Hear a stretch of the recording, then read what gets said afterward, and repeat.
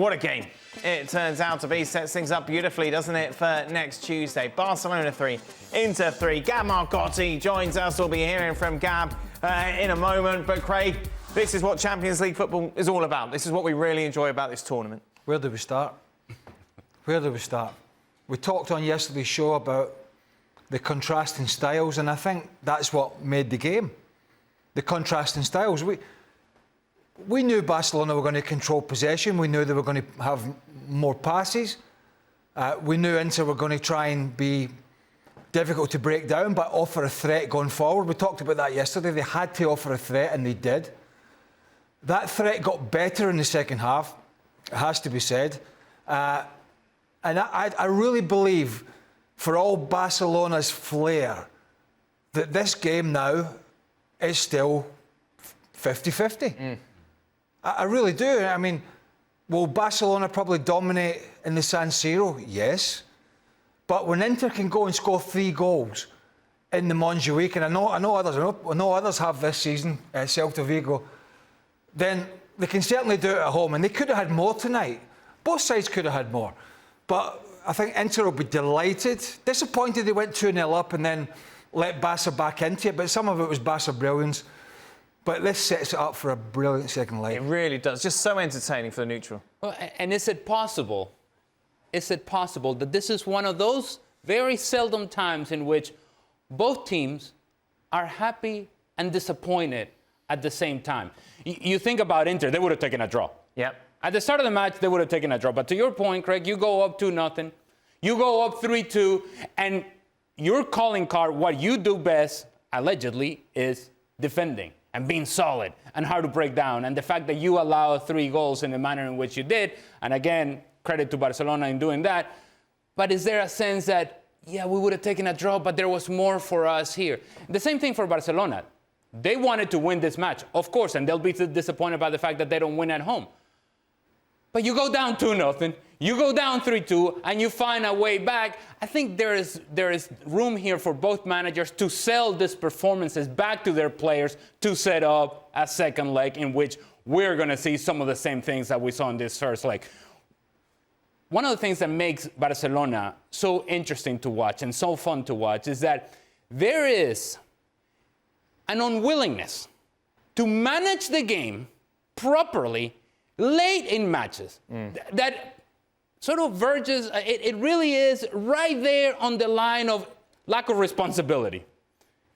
When you think that, okay, look, it's 3-3. It's been a stressful match. It could have gone their way, could have gone our way. How about we don't take any more chances? And you see them still doing what they've done the whole season. That's who they are. But to anybody who's watching that wants some sort of defending or game management at the end of matches, you're going, what are they doing? Because if Inter is able to complete a couple of passes, a couple of flick-ons from Taremi, now they're going to score a 4th goal. That's how open Barcelona was. But again, this is who they have been, so we shouldn't be surprised. And that's what makes them so entertaining to watch. Gab, even with your contrarian ways, you can't deny this was a great contest. Oh, it was absolutely tremendous. And I think the context here really matters as well. Let's not forget, Inter were coming off 3 consecutive defeats in all competitions. They lost a derby, they lost 2 games in Serie A, they're behind Napoli now. You saw Lautaro Martinez coming off at the end of the first half. And we saw Marcus Thuram comes on the pitch, scores early. He'd had 1 training session in the previous 2 weeks. So the way they Denzel Dumfries, another one coming back from injury. So the way they interpreted this, I thought was brilliant, especially in the second half. You know, in the first half, they probably did sit too deep. And, you know, once you saw Lamine Yamal pull that out of his backside, you're thinking, oh, my God, what is this guy going to do? You've never seen a 17-year-old like this. I'm too young to have watched Pele. But tell you what, Inter were brave in the second half, like they really should have been. They pressed high, and I think fatigue started catching up with Barcelona as well, because don't forget, that was 120 minutes of Clásico that they played at the weekend. Not bad for a guy who was injured in the warm-up. Yeah, this was interesting, wasn't he? Went off during the warm-up, and you kind of thought, wow, he's clearly not going to start, comes out, and he becomes the youngest ever scorer in a semi-final or final of the Champions League. He didn't look injured to me.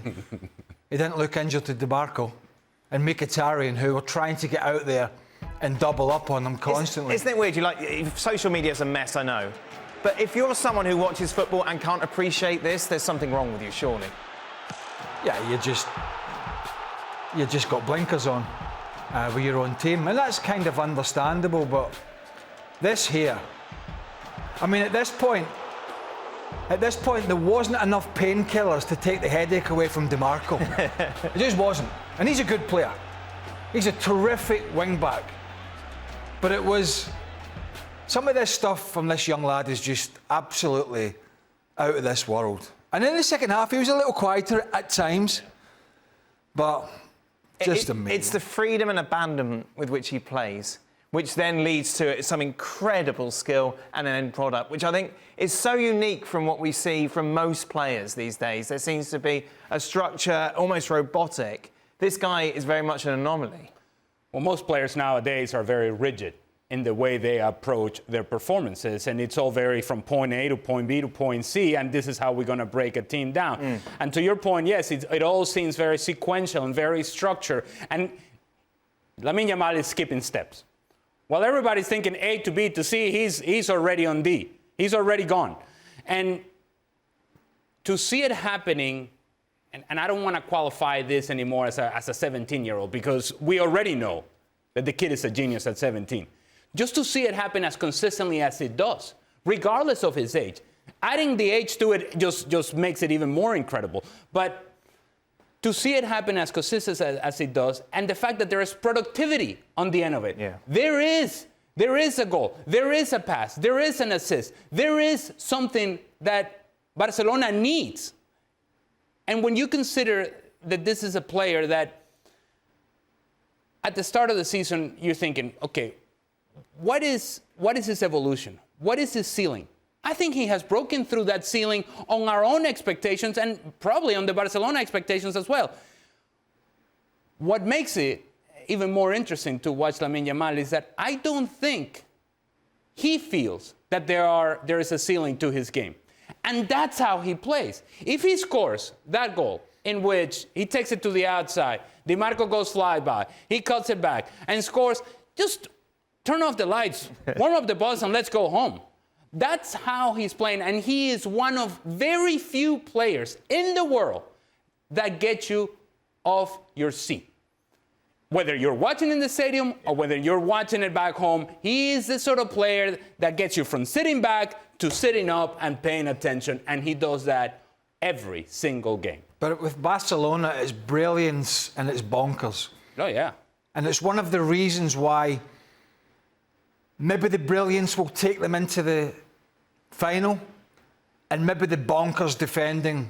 And I know people don't want to hear it. Barca fans don't want to hear it, because it's had success in La Liga. But Inter Milan showed that if you're clever with your runs and your timing of the pass, you can get in behind this defence for fun and cause problems.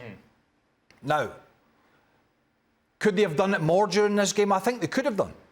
I think they could have been brighter and sharper, because there was so much space in behind. And only in the San Siro are we going to find out whether this type of defending is going to be their undoing, or whether it's going to be a pathway to the final and allowing the others to go and flourish and express themselves. Because there's no doubt they can do that. But Inter I've said this all along, Inter and this coach and these players are a very, very clever, experienced side. And that's what's going to make the second leg so intriguing. I want to look ahead to that second leg in a moment. I just want to take a step back, because just got quotes coming through, Gab, from Inzaghi about Lamine Yamal. This is what he had to say about the 17-year-old. I haven't seen a player like Lamine Yamal in the last 8 or 9 years. We had to put 3 players on him. He really is a generational talent, Gab. 5 players, actually, for that first goal. And I'll tell you what, you guys, they're dismissive that he was meaning to hit Rafinha on the one where he hit the crossbar. I don't know. I don't know with this guy. A normal player, sure. I would say, oh, look, he missed the crossbar. This guy, I really don't know. Yeah, and it's a question, how do you deal with him? How do you deal with him physically? and maybe you shut off the supply to him. I saw something in this game from Barcelona. I mean, on the back of what Ali was saying as well. When Inter were settled and they were defending well, it looked to me like all Barcelona was producing was either give the ball to Yamal or have Rafinha take those long distance pot shots like he did against Real Madrid. And that tells you when players like Pedri, like De Jong, like Rafinha, guys who've been so successful, look to the 17-year-old kid. This isn't normal. So far ahead of the curve.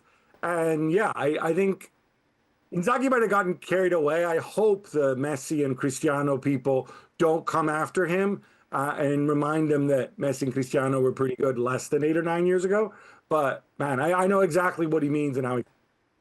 I'm sure he's bothered. Meanwhile, obviously we saw Koundé go down, Balde's already out, and this is a big problem as well when we talk about Barcelona's back line, is that the people that you're bringing in don't have that same sort of quality that you're replacing, and it leaves that vulnerability there. Because he played Gerard Martin tonight, took him off, he was exposed. He played him a few weeks ago when Balde got injured, yes. 2 or 3 weeks ago, whatever it was. Didn't fancy him, made changes and dropped Gerard Martin, and I was surprised he brought him back in tonight. But I don't think we'll see him in the second leg, put it that way.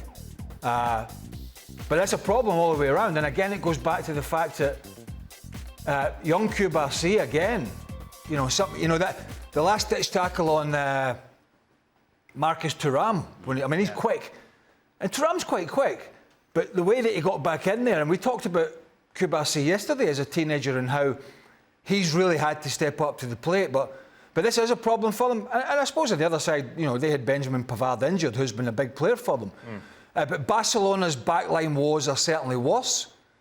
And that makes it more difficult to play that squeezing the game as a unit when you're having to chop and change all these players. And you're not working with the same back four every weekend in training, so you're squeezing up together and you're dropping off together to play that offside trap. When you're having to put square pegs in round holes, that back four, when it squeezes up to try and catch people offside, can be a mess.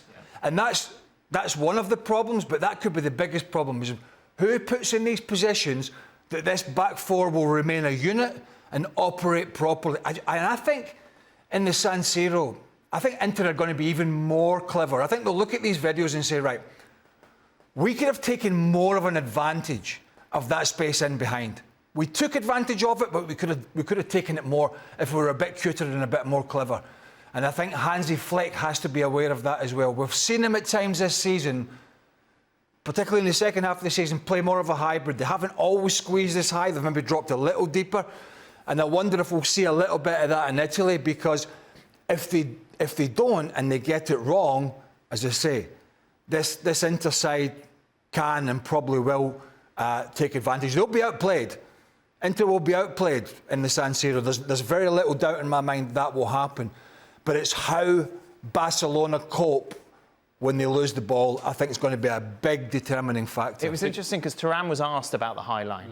And he was like, could you have taken advantage of it more, as Craig was saying. He said the problem is that you've got 11 players from the opposition in your half, already on you. There's no time to make those decisions. But I suppose the more you play, is it fair to say, the more you understand that and the more you look for solutions from that, from an Inter's perspective? Well, I don't think it took to the second leg to figure it out. By the second half, they were already a touch away from going a 1v1 situation. In fact, Marcos Thuram himself got in behind.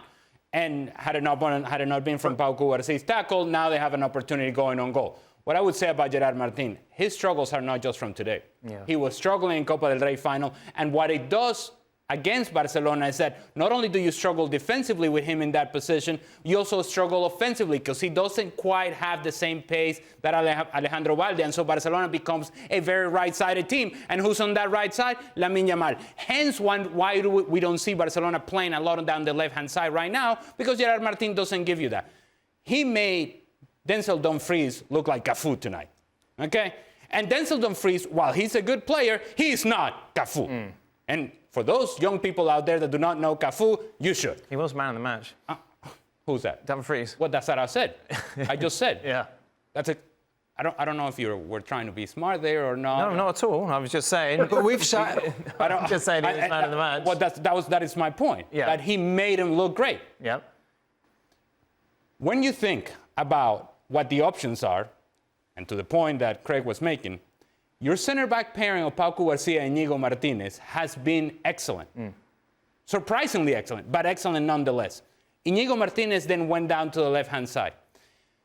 You had Eric Garcia playing right back, and the reason I bring his name up is because at one point in a sequence, when he's defending as a right back, as the ball is coming from the right-hand side where your body shape should be, I'm looking at the ball, I'm looking at the player here.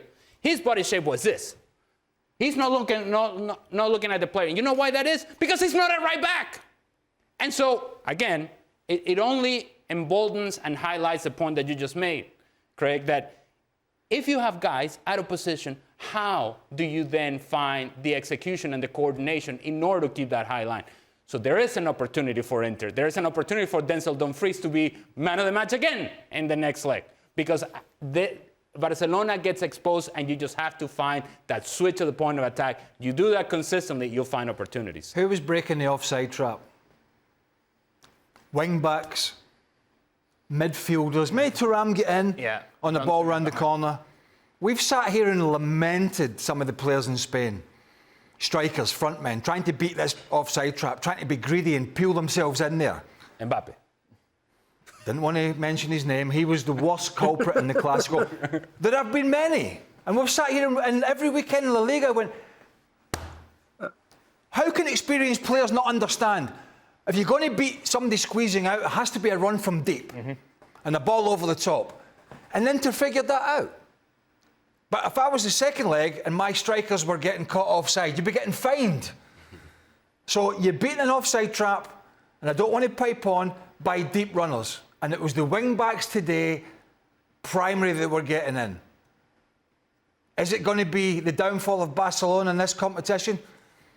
We're going to find out. Go on, Gab. No, 2 points to that. One is I totally agree with Craig. You talk wing-backs. Most teams don't play with wing-backs because most teams don't play with a back three. I think that also comes into it. Inter unusual, off the top of my head, I don't know many teams in Spain that play with a back three. I don't know that Barcelona would have faced many that play a back three in this competition. And of course, the way he uses Dumfries and Di Marco and Carlos Augusto when he plays is really, really effective. You saw Carlos Augusto when he came on, certainly had, as good as you can have a handle on Lamine Yamal.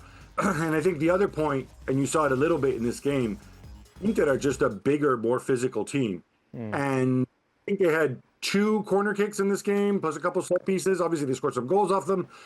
But this is something that if I'm Inzaghi, I want to exploit in the second leg. Because especially also with Koundé, who's not the biggest, but is a great leaper, with him out as well, I think Inter will feel that they can do some damage there. They've got the big boys at the back, Acerbi, Bastoni, Bisek. Barella's a great leaper as well. Thuram, hopefully he'll be fully fit. Lautaro, if he is ready for the return leg, and that's still up in the air. Of course, he came off injured. He can jump as well, even though he's a little guy. All these things together, these are the 2 obvious things that Inter can exploit. But to do that, they can't just sit deep the way they did after taking that 2-goal lead. Tempting as it is, you're not going to beat Barcelona that way. You just don't have the flat-out pace up front to go and just sit and try to play on the counter like that. Can you imagine if Inter had the Arsenal set-piece coach? Imagine. Can you imagine? Tell you what. With all those big players, can you imagine? Can you imagine the FaceTime he would get in Serie A? So when you think of Craig's pet hate, you've got what? You've got all right, Gab.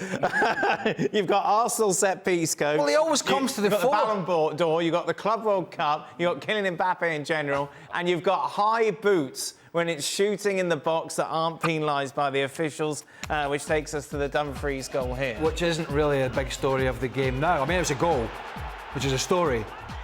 I'm not in the camp that says Pedri should be braver, because I defy anybody to go and take a boot to the face. What I've never understood... Let's try it here. If you want. Well, the way you two were sort of looking at each other, I thought you were going to start that. I've always been of the opinion, and I'm not a killjoy, is that... Wait, what? How can a high boot in the penalty area be any different to a high boot somewhere else in the pitch? We have eradicated most of the dangerous tackles out of the game over the years to protect the game and protect the talent and make it a more entertaining game. Why is it okay for players to raise their boots in the box with a scissor kick or a high boot when a player's going to put his head in there to clear it and takes it in the face? I've never, ever, ever understood the difference because of where it is in the pitch. It's either a high boot or it's not. It's either dangerous play or it's not. Go on, Gab. Well, leaving aside the fact that he's turning, I don't even think he sees Pedri. But yeah, Burley ball. But it doesn't matter, Gabby. It's either a high boot or it's not a high boot. Well, no, it does matter, because if you don't know he's there and he moves into the path of your boot, which he didn't do, because as you said, he wasn't quite that brave. But Burley ball would mean outlawing overhead kicks. Yes. That's what we want to do. Boring. Yeah, well, who wants to see that? No. Well, what I don't want to see is a defender not defending in the box because he's about to take a boot straight in the face. That's what I don't want to see. I mean, I had enough kicks in the face myself. I just don't understand if it's an infringement of the game's laws anywhere else in the field. Why is it okay to raise a boot in the box? And we see this one wasn't the highest. This is boring you, isn't it? No. This one isn't the highest as a boot, but when we see those scissor kicks that are, then I do have a problem with that. Look, nobody loves Pedri more than I do. Love him with a passion. He could have done a better job of challenging. Right. Turning his back to the play doesn't help. And while I agree that it is a high boot, I think Pedri can sell this a whole lot better and make the decision a whole lot easier for the referee. Once he gets out of the way, then it becomes a free game. And give your boy Denzel Dumfries a lot of credit, because he did finish the chance quite well. I think Pedri could have done a better job of actually making the challenge, or making it look like a challenge. The only way he can do a better job is put his face basically in the boot. And then you're getting the boot on the face. Again, I defy anybody to do that. It's an instinct, when you see that, you try and protect yourself. So I don't know. It's not the big story of the game. The game was great. The second leg's going to be fantastic. That isn't the story, but it was a little part of it, as you know. It's not the first time I've brought that up, but those goals seem to be given, and if that's the case, then fair enough.